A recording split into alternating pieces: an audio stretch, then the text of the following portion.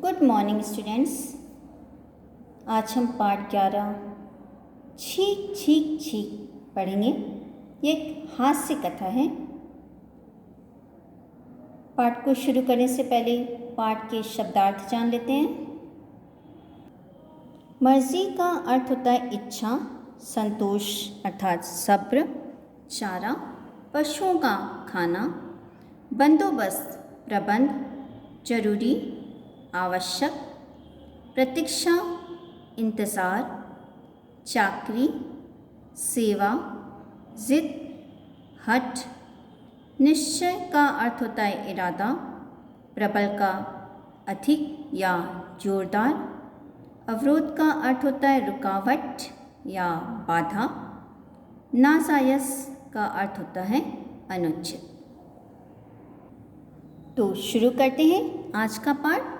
छींक छींक छींक। प्रतिध्वनि जानते हैं, अंधविश्वास एक दुर्बल मन का धर्म है। यह कथन एडमंड बर्क द्वारा कहा गया था। एक समय की बात है, बहोरनपुर नामक गांव में मनोहर नाम का एक व्यक्ति रहता था। उसकी आयु लगभग 70 वर्ष की थी, लेकिन था वह एकदम स्वस्थ। कभी छींक तक भी नहीं आती थी उसे। उसके 2 बेटे और बहुएं थीं। बेटे कमाते खाते थे, पर घर में मनोहर का ही राज चलता था। उसकी मर्जी के बिना पत्ता भी नहीं हिलता था, यानी उसकी इजाज़त के बिना कोई कार्य नहीं पूरा होता था। मनोहर के बहुओं को यह बात बहुत बुरी लगती थी। वे चाहती थीं कि घर में उनका राज चले। मनोहर के बेटे और बहुएं बात बात पर उससे लड़ते झगड़ते रहते थे। एक दिन मनोहर की बड़ी बहू अपने पति से बोली, हम कब तक इस बूढ़े की चाकरी करते रहेंगे। चाकरी का अर्थ होता है सेवा करना। तो मनोहर की बहू ने अपने पति से कहा, हम कब तक इस बूढ़े की सेवा करते रहेंगे। न जाने कब यह मुसीबत जान छोड़ेगी और हम सुख की सांस लेंगे। मनोहर ने बहू की यह बात सुन ली। उसे गुस्सा तो बहुत आया, परंतु उसने किसी से कुछ नहीं कहा। अब मनोहर मन ही मन सोचने लगा, बूढ़ा तो मैं हो ही गया हूँ, थोड़ी जिंदगी ही तो बाकी होगी। बच्चों से बेकार क्यों झगड़ा करूं। काश आदमी को पता चल जाया करता कि उसे अभी कितने दिन और जीना है, तो कितना अच्छा होता। पंडित जी बड़े ज्ञानी हैं, क्यों न उनसे पूछूं कि मेरी कितनी उम्र बाकी है। यह सोचता हुआ वह तुरंत पंडित जी के पास जा पहुंचा।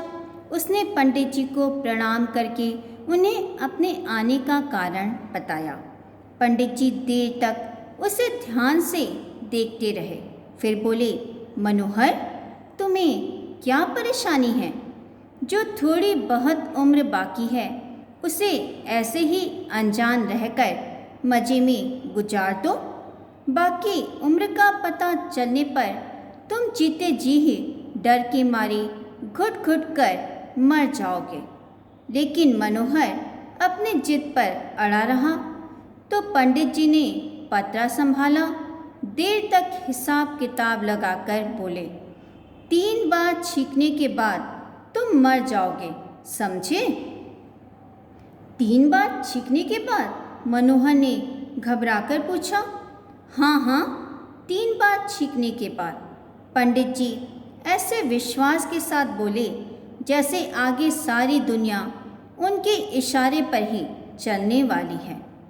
जो हर महीने 1 बार छींक आई तो? मनोहर ने पूछा। 3 महीने तक जीवित रहोगे, पंडित जी ने कहा। अगर 1 साल में 1 बार ही छींक आई तो? मनोहर ने फिर से पूछा। पंडित जी ने कहा, फिर 3 साल तक तुम्हें कोई डर नहीं। और 5 साल में 1 ही बार छींक आई तो? मनोहर ने फिर से प्रश्न किया। पंडित जी ने कहा, तब 15 साल तक कोई तुम्हारा बाल भी बांका नहीं कर सकता और 50 साल में एक बार छींक आई तो 150 साल तक भी जी सकते हो। मनोहर को कुछ संतोष हुआ। वह सोचने लगा, छींकना तो मुझे है, फिर मैं छींकूंगा ही क्यों, और छींकूंगा नहीं तो 150 साल तक जीने से मुझे कोई रोक नहीं सकता। यह सोचता सोचता वह अपने घर लौटा। उसने देखा बैल भूखे खड़े हैं। वह टोकरा लेकर भूसे के कोठे में जा घुसा। वहाँ भूसे का टोकरा नीचे रखकर नाक में उंगली डालकर खुजलाने लगा, लेकिन भूसे की खुजली मिटने के बजाय और बढ़ गई। वह घबराया कि कहीं छींक न आ जाए। उसने अपने आप को खूब संभाला। वह छींक रोके न रुकी। आँख छी! अचानक गोली सी छूटी। यह पहली छींक थी। मनोहर पछताने लगा। हाय राम, 50 सालों की पहली छींक पहले ही दिन आधम की। अब जिंदा रहना है तो छींक का पूरा ध्यान रखना पड़ेगा।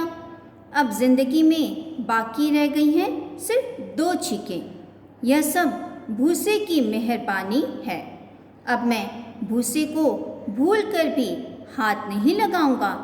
मनोहर ने बेटों को समझा बुझाकर पशुओं को चारा डालने के काम से खुद को मुक्त कर लिया। उसने निश्चय कर लिया कि वह किसी भी कीमत पर छींक न आने देगा। दूसरे दिन वह कुएं पर नहा रहा था। कुएं का ठंडा ठंडा पानी और ऊपर से ठंडी ठंडी हवा के झोंके। उसने नहाने का काम जल्दी जल्दी निपटाया और झटपट कपड़े पहनकर अपने घर की ओर लपका। ठंडी हवा जो लगी, रास्ते में उसकी नाक में झुरझुरी सी होने लगी। वह घबराया कि कहीं गड़बड़ न हो जाए। उसने तुरंत मुंह बंद कर लिया और अपनी नाक दोनों हाथों से कसकर बंद कर ली। अपनी समझ में उसने छींक रोकने का पक्का इंतज़ाम कर लिया, पर सांस रोकने से उसका दम घुटने लगा। छींक और सांस के प्रबल वेग ने पलक झपकते ही सारे अवरोध उसी प्रकार तोड़ डाले जैसे बाढ़ का रुका पानी कमजोर बांध को तोड़ फोड़ कर धमाके के साथ फूट निकलता है। फिर से गोली सी चली। आ आ आ क छी! यह दूसरी छींक थी।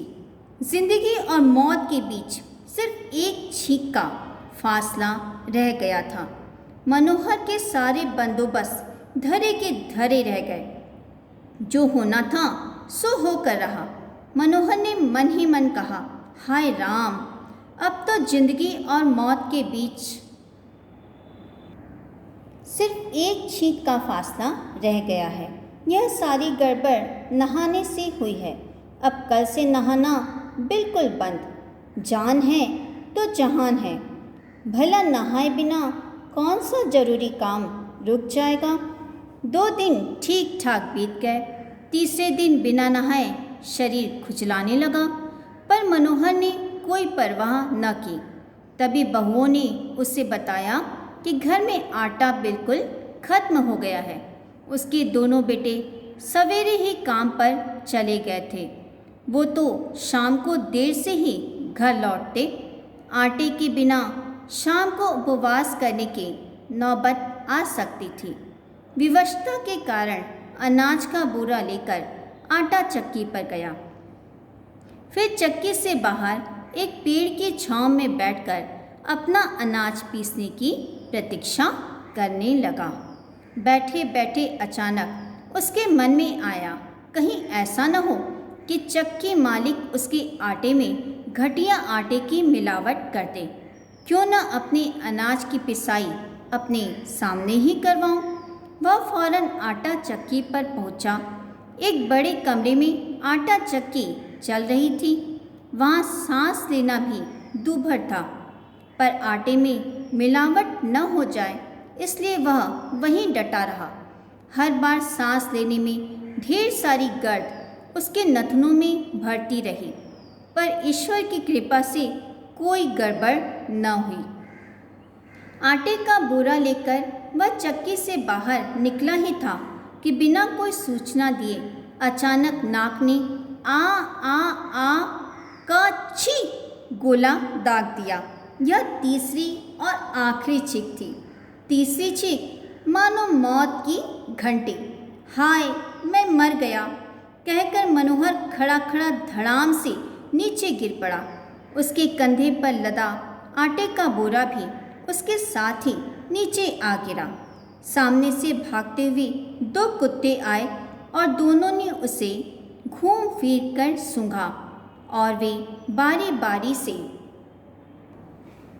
टांग उठाकर कुछ शैतानी करना चाहते थे कि मनोहर गुस्से से दांत चबाते हुए चीखा, शैतान के बच्चों, मैं मर गया हूँ तो तुम्हारी इतनी हिम्मत! काश मैं जिंदा होता, तब तुम्हें दिखाता कि तुम मेरे पास भी कैसे फटकते। कुत्ते एक बार तो ठिठके, फिर उन्होंने मनोहर के पास पड़े हुए आटे के बोरे की ओर रुख किया। पहले उसे सूंघा, फिर धीरे धीरे बोरा फाड़ना शुरू कर दिया। मनोहर पड़ा पड़ा चिल्लाया, अरे शैतान के बच्चों, तुम भी मेरे मरने का नाजायज़ फ़ायदा उठा रहे हो। जिंदा होता तो तुम्हें ऐसा सबक सिखाता कि तुम जिंदगी भर याद रखते। शैतान की औलाद कहीं के, भाग जाओ यहाँ से। उसका चिल्लाना सुनकर चक्की का मालिक डंडा हाथ में लिए बाहर निकला। वह मनोहर को बाहर पड़े देखकर बोला, तुम यहाँ क्यों पड़े हुए हो? अरे तुम इतना भी नहीं जानते, मुझे तीसरी छींक आ गई है और मैं मर गया हूँ। मनोहर ने लेटे लेटे कहा। अच्छा तो तुम मर गए हो? चक्की के मालिक ने मनोहर से पूछा। मनोहर ने कहा, हाँ हाँ मैं मर गया हूँ। मालिक ने फिर से पूछा, मैं तुम्हारी क्या सहायता कर सकता हूँ?